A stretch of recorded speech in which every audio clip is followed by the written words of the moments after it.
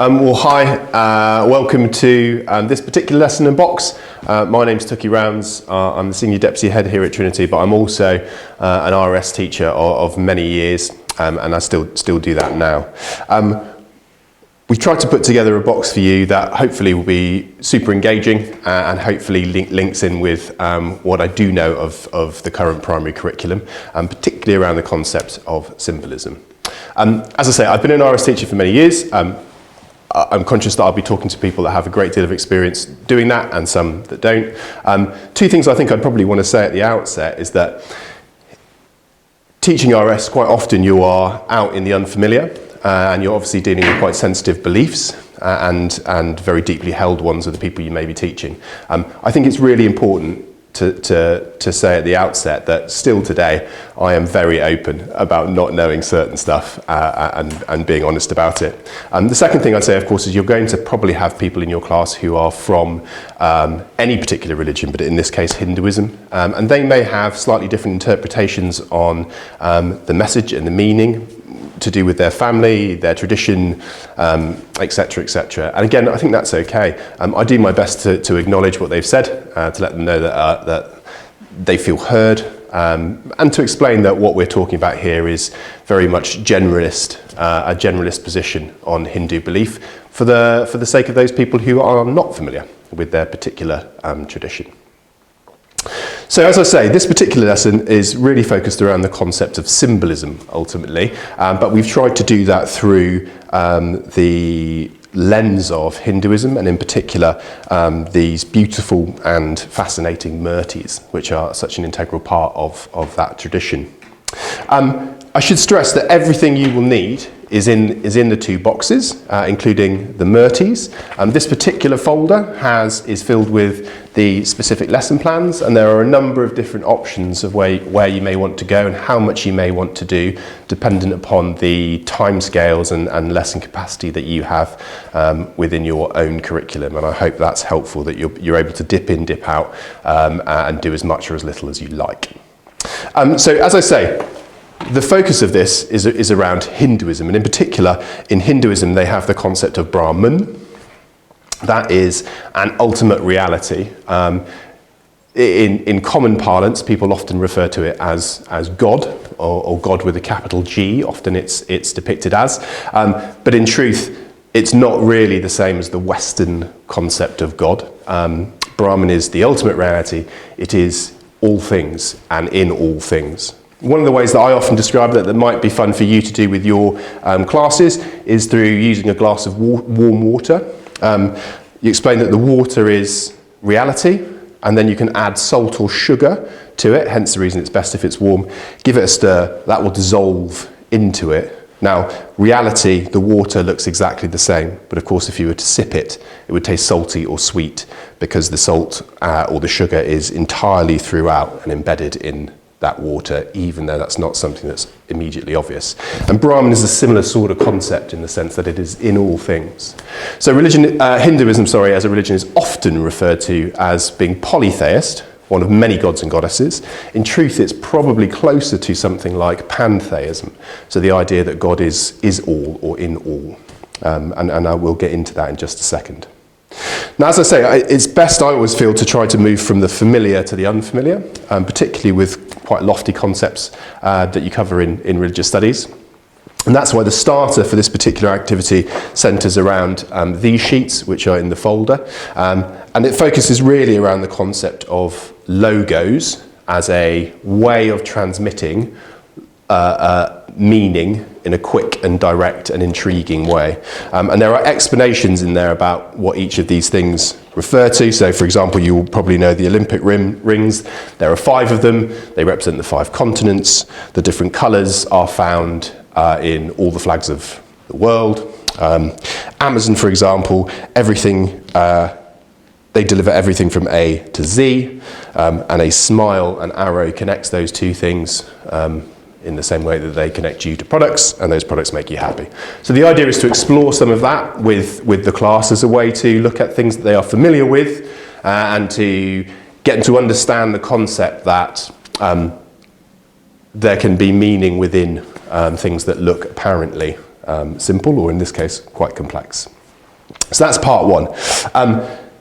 As I say, it's best then to unpack a little bit the idea of Brahman. And one of the ways that you can do that we've included in this particular box is through a poem by John Godfrey Saxe, which again you may have heard of, called The Blind Men and the Elephant. And that's here for you to photocopy or reproduce as you so wish. Much as it suggests, The Blind Men and the Elephant is a poem that explores the idea of 6 blind men being exposed to an elephant for the first time. Obviously, it's too large, too vast for them to understand as a whole, and so they experience a singular part of each of the elephant and come to very different conclusions. And that's often used as an analogy for how Brahman, God with a capital G, is explored or understood, I should say, through Hinduism. Now, as part of that aspect of this particular lesson, there are 2 other sheets here, depending on how you want to do it. One, and this can be for your differentiation as well if you so wish. You could skip straight to the fun part and give them the poem, or if they're of that sort of need, give them the poem, or you could get them to write their own version, whatever it may be. The image of the elephant, often what I like to do with our younger students is get them to colour in each bit that each blind man sort of experienced, and it gives you a really good sense, once they filled it in, how perspective really matters in this particular instance. As I say, the concept there with the blind man and the elephant is that Brahman is too large, it's too vast a concept for any one individual person to be able to wrap their mind around the entirety of. And it's for that reason then we move into the Murtis. Because what the Murtis represent are the gods and goddesses with a small g, and they are really aspects of Brahman, the great reality. So it's often, when you look at Murtis, considered that they are sort of individual personalities wandering about, and to some extent they are.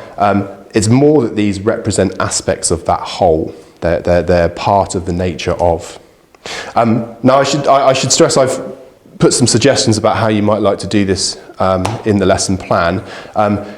It's always worth, I think, pointing out that for people from a Hindu background, these particular statues, these Murtis, have a great deal of meaning and a great deal of importance and a sacred quality. And for that reason, and because they're quite delicate, it is worth saying sort of no hands-on during the lesson, or having a teacher or a learning support assistant do the moving for them. As I say, A, they're quite delicate, and B, they are very much not toys, and it's important for the sake of not causing any offence to anybody that everybody understands that. So I would give them the statue, I would give them a good look. If you're looking for that stretch and challenge, I would probably first do no telling them what's going on there, and really get them to spend some time noticing, discussing what some of these particular things may or may not represent. Now, some of that I think you can lead, and your support systems might be able to lead quite intuitively. Crowns, for example, you'll see on both of these two. That's Ganesha, and this is Hanuman. They're wearing crowns because kings and queens wear crowns. It's a sign of their authority, for example.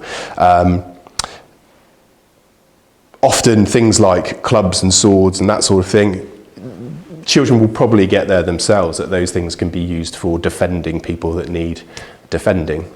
Perhaps the concept of a sword to cut through something, and so on and so forth.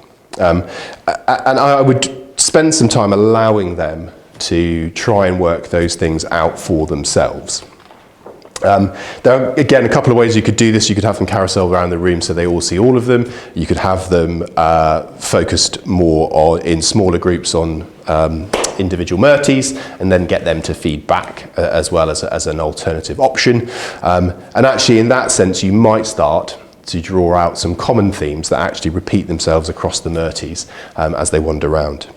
Now, again, I've presented to you with two different options in terms of differentiation or time and capacity that you have. You may want them to draw the Murti themselves and then just fill in some of that information there.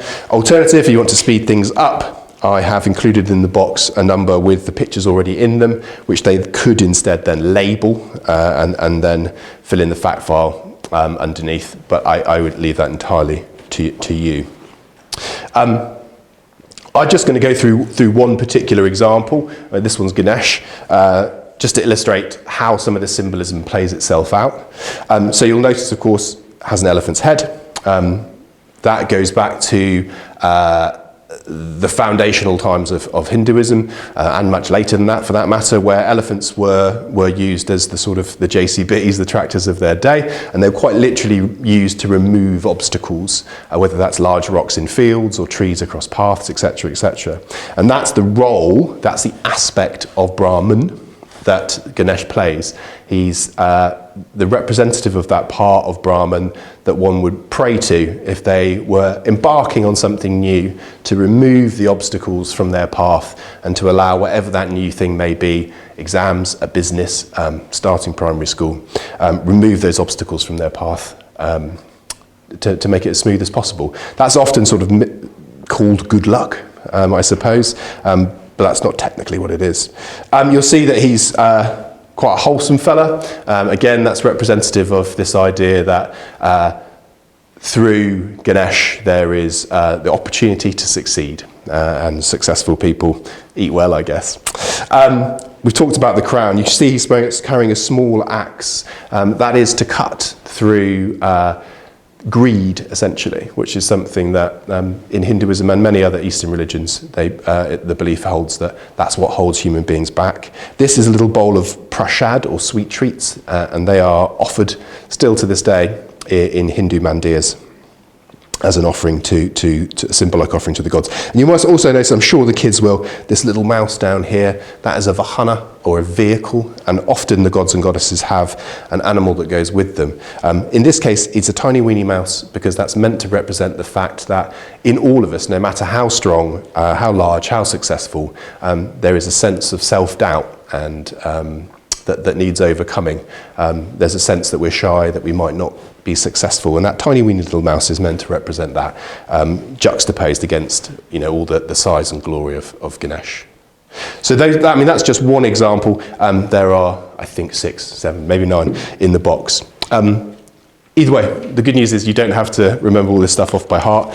There are little packs of cards like these that will unpack some of the stuff that's in there in each of the Murtis.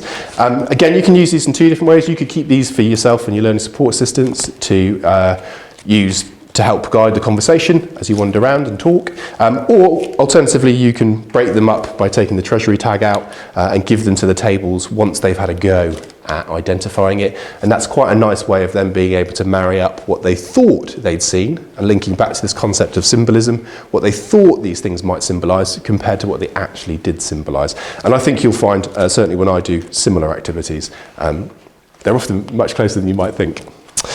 So those are there for you, as I say, either in the lesson or for help in more generally. There are also, you'll probably see some recurring themes within the Murtis.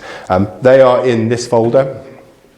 Things like lotus flowers, as you can see, Ganesha sat on is a recurrent theme, and that's connected to the concept of enlightenment, which obviously the gods and goddesses, small g, are sort of representative of.